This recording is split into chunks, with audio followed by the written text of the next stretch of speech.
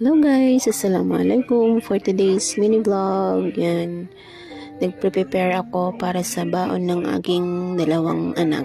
Yan yung routine ko everyday guys pag may klase.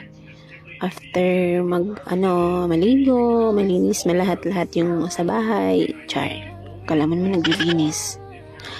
Yan, nagpre-prepare na ako ng baon nila kasi sa school na sila kumakain. Hindi ko na sila pinapauwi kasi masyadong mainit ang panahon.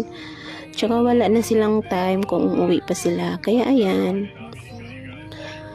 And then, yan. Pupunta na ako sa school para magpakainin sila. Yun na yung mga gamit na dadalhin ko. And bago ang lahat, ilak muna natin ang ating mahiwagang pinto, 'di ba? Para naman hindi manakaw ang ating 1,000,000. Char! 1,000,000? Hindi, kailangan talagang ilak para, 'di ba? And then guys, yan, pahatid na ako sa aking Diyosawa.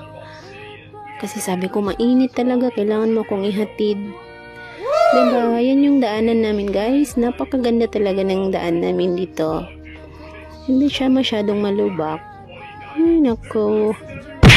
Anyways, yan. Papunta na kami sa school. Malapit lang naman yung school sa bahay namin. Siguro mga 5 minutes ba? Hindi ko alam kung ilang minutes. Pero malapit lang. Yung daan lang talaga yung pangit. Kasi hindi siya sementado. Pero dito banda, sementado na. Yan, sa kabila pala kami dumaan kasi bibili pa ako ng ulam. And then yan, nasa school na ako. Late na yan ako, kaya yung anak ko tumakbo na. Nalate ako to. Papakainin ko na sila guys. Ang kami class. Ay, why kami class? Hanggang dito na lang. Bye!